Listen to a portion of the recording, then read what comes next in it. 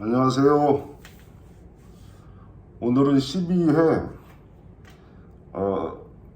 기업 사채업자들의 영업방식 편을 얘기할 텐데요. 제가 책에서 악의 시드머니나 기업 사채업자들의 어떤 행태, 영업방식 이런 거를 얘기했던 이유는 이들의 행위 대부분이 상장회사의 기업에 악영향을 주고 그 상장회사의 기업이 이런 기업 사채업자들에 의해서 문제가 생길 때 그 피해들은 고스란히 소액주주들한테 돌아가요. 그래서 제가 이 책에다가도 그런 내용을 썼던 게, 보통 소액주주들이 어떤 회사에 상장 폐지가 되거나 거래 정지가 되면 당황해서 이거 도대체 왜 그러지? 라고 생각을 하는데, 그래서 그냥 아무런 대책 없이 피해를 입게 돼요. 근데 이런 내용을 좀 알게 되면 피해를 입었을 때도 어떤 형식의 대처가 필요하겠다라는 것도 알 수 있고, 또 피해를 입기 전에 회사들에서 이런 징후들이 보이면 그런 회사는 좀 피해갈 수 있겠다 싶어가지고 제가 썼던 거고요. 그래서 오늘은 기업 사채업자들의 영업방식 편을 하나하나 제가 설명을 해드릴게요. 그래서 기업 사채업자들이 상장회사를 대상으로 해서 어떤 식으로 영업을 하면서 막대한 부당이득을 취하는지 이런 걸 설명을 해드릴 텐데요. 사실은 이런 기업 사채업자들의 어떤 영업방식이나 기업 사채업자들 자체도 대부분 리먼 브라더스 사태 이전과 이후로 나눌 수가 있어요. 과거 리먼 브라더스 사태 이전에는 기업 사채업자들이 상장회사를 대상으로 해서 여러 가지의 불법적인 영업 행태를 하더라도 거의 처벌을 안 받았어요. 벌금이나 과태료 이런 형식의 처벌로 끝났는데, 리먼 브라더스 사태가 벌어지고 나서 수많은 상장업체들이 상장 폐지가 되고 아무튼 그 주가가 폭락하고, 이 사태를 겪고 나서 이후부터는 검찰들도 이 기업 사채업자들과 같이 기업 범죄를 저지른 오너들과 같이 처벌을 하게 됐어요. 그러다 보니까 그 이후부터는 이 기업 사채의 영업 방식이 바뀌거나 아니면 기업 사채임에도 불구하고 그거를 외피적으로는 사모펀드나 투자조합 이런 걸로 바꾸면서 포장을 해서 영업을 하게 됐는데, 그렇더라도 기업 사채업자들의 영업 방식은 크게 달라진 게 없어요. 그래서 그게 계기가 됐던 사건이 리먼 브라더스 사건이었죠. 그래서 거의 모든 기업 사채업자들은 다 고위직 정관 변호사들, 특히 이 검사 출신 고위직 정관 변호사들을 끼고 움직여요. 그렇기 때문에 자기네 범죄를 검찰에서 수사를 받게 될 때 그 고위직 검사 출신 정관 변호사들한테 막대한 돈을 주고 사건을 덮거나 축소하거나 그렇게 되죠. 그러니까 정관 변호사, 특히 검사 출신들이 그런 일을 많이 하는데, 검사 출신 정관 변호사들 입장에서는 이 기업 사채 시장, 곧 기업 사채 업자 이런 사람들과 끈끈하게 연관관계를 맺어야 자기네들이 막대한 부를 취할 수 있으니까 그런 큰 시장이 따로 존재한다는 거죠. 그렇습니다. 그래서 오늘은 기업 사채업자들의 영업 방식을 얘기하면서 얘기할 텐데요. 첫 번째는 저희가 오늘 준비하는 게 본문 46페이지부터 시작하는 겁니다. 첫 번째 영업 방식이 찍기라는 영업 방식이 있어요. 제가 이 책에서 표현했던 거는 거의 시장에서 기업 사채 시장에서 사용되는 그냥 일반적인 용어를 사용하는 거니까요. 그런 건 좀 이해해 주시고요. 찍기라는 영업 방식인데 이 찍기는 그야말로 이런 거죠. 회사 계좌에 돈을 넣었다가 바로 빼는 거죠. 그러니까 회사 계좌에 돈을 찍었다 바로 뺀다라고 해서 보통 이걸 사채시장에서는 찍기라는 표현을 하는데요. 이런 찍기 기업 사채시장에서 이런 찍기 방식은 어떤 형식으로 어떨 때 이루어지냐면 첫 번째 해당 상장 회사가 보통 12월 말 회계법인이죠. 그래서 그 12월 말 회계 결산기일이 끝나면 그 내용을 가지고 3월 말 안에 감사 보고서를 제출해야 돼요. 그렇기 때문에 12월 말일까지 회사에서 자기네들이 이 무자본 M&A 세력들이나 기업 범죄를 저질렀던 친구들이 12월 말일자까지 그 자기네들이 저질렀던 금액을 회사에 잠깐 넣어야 돼요. 잠깐 넣었다가 회계연도가 바뀌는 1월 1일이나 아무튼 1월 처음 은행 영업일 때 그 돈을 다시 사채업자가 회수해가는, 그렇게 되면 회계감사를 받을 때 12월 말 기준으로 회사에다가 잔고증명서를 요청을 하거든요. 그때까지 회사에 돈이 있었느냐 이것만 봐요. 그래서 불법을 저지르는 회사 경영진 입장에서는 12월 말일까지 자기네들이 어디다 다른 데다 써먹었던 빼돌렸던 돈을 잠깐 메꿔놔야 돼요. 잔고증명상. 그럴 때 사채업자들을 동원하는 거죠. 그래서 기업 사채업자들 돈을 빌려서 회사 잔고에 잠깐 넣었다가 그 다음에 12월 말이 지나면 바로 그 돈을 빼가는 거예요. 그러면서 회계감사를 자기네 불법을 은폐하는 그런 거죠. 그래서 12월 그런 방식의 찍기 영업 방식이 있고요. 또 다른 찍기 영업 방식은 이런 게 있어요. 과장납입 방식의 찍기. 과장납입이라는 거는 뭐냐면요, 회사가 자본금을 늘릴 때, 그러니까 예를 들어서 회사 기본 자본금이 1억이었는데 회사 운영에 필요해서 회사의 자본금 누군가로부터 투자를 받아가지고 투자를 받으면 그 투자 받은 돈에 주식을 발행해 주죠. 1억에서 예를 들어 2억으로 자본금을 늘린다라고 할 때 1억을 외부로부터 투자를 받잖아요. 투자를 받으면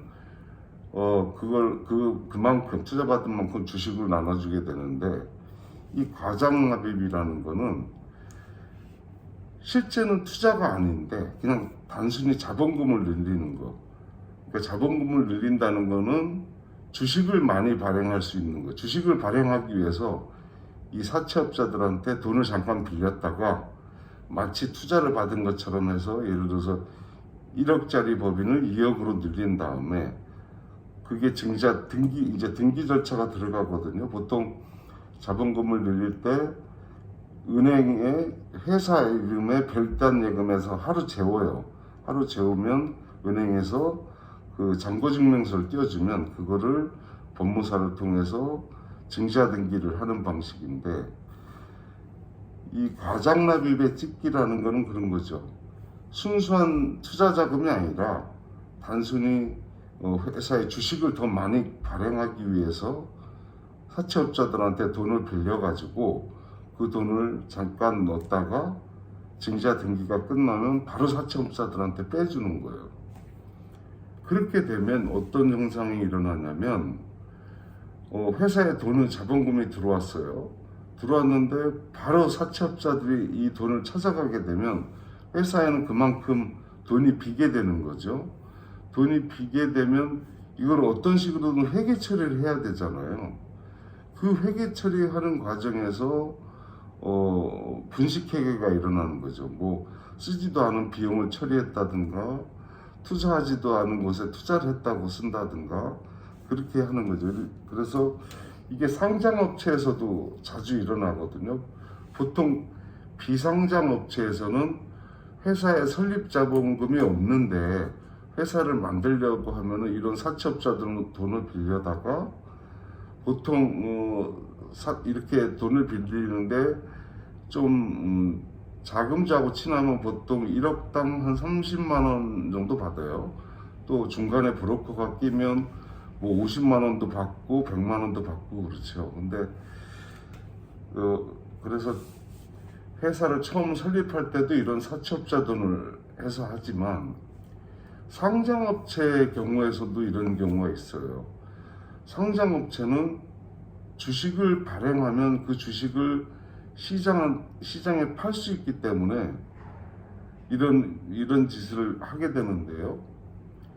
그렇게 되면은 예를 들어서 상장업체가 마치 외부로부터 대규모 투자를 받은 것처럼 100억 정도의 제3자 매전이라든가 아니면 일반 공모 주주 배정 방식의 어떤 증자를 할 때도 이런 사채업자들이 끼어들어요. 그래서 사채업자들이 회사에 100억을 넣고 그 다음에 주식이 발행이 되면 그 돈을 다시 사채업자가 찾아가는데 그러면은 주식이 발행됐으니까 이 주식을 팔아야 될 거 아니에요, 소액주주들한테. 그러면 그때 주가 조작을 해서 주가를 올린 다음에 이런 가장 납입을 통해서 발행된 주식을 시장에 내다 파는 거예요. 그럼 소액주주들은 그 내용을 모르고 막 사들이는 거죠.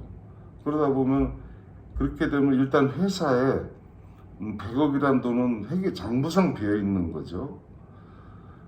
그래서 이제 보통 이런 가장 납입을 통해서 증자된 주식을 이 무자본 M&A 세력들이나 아무튼 회사에 돈을 빼가려고 하는 애들은 그렇게 주가를 올려서 가장 납입을 통해서 발행된 주식을 판 다음에 메꿔놓기도 하고 아니면 100억을 증자할 때 사채업자로부터 100억을 받은 다음에 그걸 다시 돌려줘야 되니까요.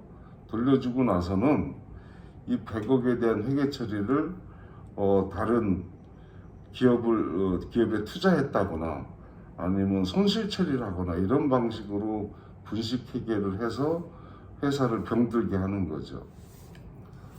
그런 방식의 찍기가 있고요. 그러니까 가장납입이라는 것은 가짜로 납입한다 이런 뜻이에요. 회사의 자본금을 진짜로 외부로부터 회사 경영에 필요한 투자를 받는 것이 아니라 기업 사채업자들로부터 돈을 빌려서 가짜로 납입한다 라고 이해를 하시면 이게 가장납입니다. 그래서 상장 회사에서 이런 가장납입이 벌어지는 것은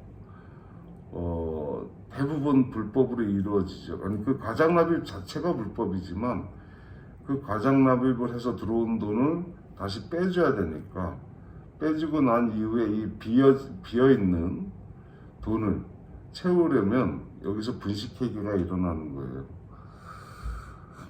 그래서 보통 코스닥 회사에서 이런 일이 많이 벌어지는데 대규모 증자 이후에 또 갑자기 엉뚱한 사업에 투자를 했다거나 다른 회사의 지분을 인수한다는 공시들이 이렇게 막 나올 때는 이런 과장납입을 의심해 봐야 돼요. 그렇지 않으면 그런 거를 의심하고 그런 거를 이렇게 면밀하게 보고 투자를 해야지. 그렇지 않으면 일반 투자자들 입장에서는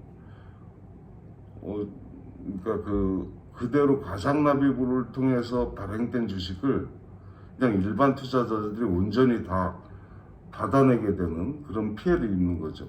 이런 회사들은 꼭 문제가 생기고 대부분 상장 폐지로 이어지니까 잘 봐야 돼요. 대규모 증자 이후에 이 회사가 갑자기 엉뚱한 사업에 투자를 한다든가 엉뚱한 회사의 지분을 인수한다든가 이런 부분이 있는지 잘 보고 해야 되죠. 그래서 오늘은 여기까지 하고요. 기업 사채업자들의 영업 방식에 대해서 찍기, 그 다음에 가장납입까지 했고요. 다음번 공부할 내용은 일명 꺾기라는 방식도 있고 또 이제 주식담보대출에 이게 주식담보대출 자체가 일반 기업사채업자들이 가장 많이 하는 영업 방식인데 이 부분에 대해서 제가 자세히 공부를 할 거고요. 아무튼 주식시장이 좀 어렵습니다. 어렵더라도 어렵다고 서둘러서 판단하지 마시고 신중하게 판단하셔서 안전한 투자를 하시는 게 좋아요. 사실 제가 이 부분은 제가 나중에 뒤에서 설명을 할 텐데 제가 주식 종목을 고를 때는 기본적으로 이런 마인드로 골라요. 내가 저 주식에 투자를 한다는 생각이 아니고 저도 기업 사채업을 해봤기 때문에 저 주식을 내가 담보로 잡았을 때 안전한가?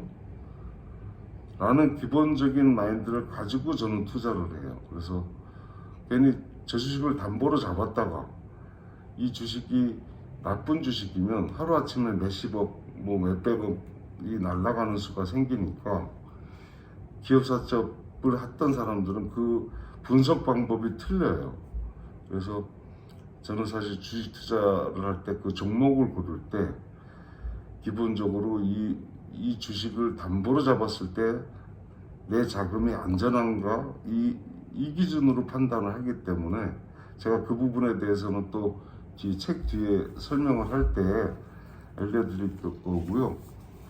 어쨌든 그 힘든 주식 장세에서 윤석열 리스크가 공습하는 이 주식 장세 잘 버텨내 주시길 바라고, 또 어떤 분의 댓글을 이렇게 봤어요. 왜 주식 방송을 하는데 정치 얘기를 자꾸 하느냐라고 말씀을 하는 걸 봤는데, 되도록이면 저도 그런 표현을 적어도 이 당신의 수익은 의원입니다 이 영상 코너에서는 안 하려고 하는데, 근데 그 댓글을 달았던 분이 좀 잘못된 판단을 하고 있는 거예요. 정치가 곧 경제고 경제가 곧 정치예요. 정치가 이 자본주의를 기반으로 하는 민주주의 국가에서는 정치 따로 경제 따로가 있을 수가 없어요. 그래서 제가 되도록이면 이 정치 얘기는 자제하려고 하지만 중요한 부분은 얘기를 안 할 수가 없는 부분이기 때문에 이해해 주시고요. 아무튼 여러분도 힘내시고 화이팅 합시다. 화이팅!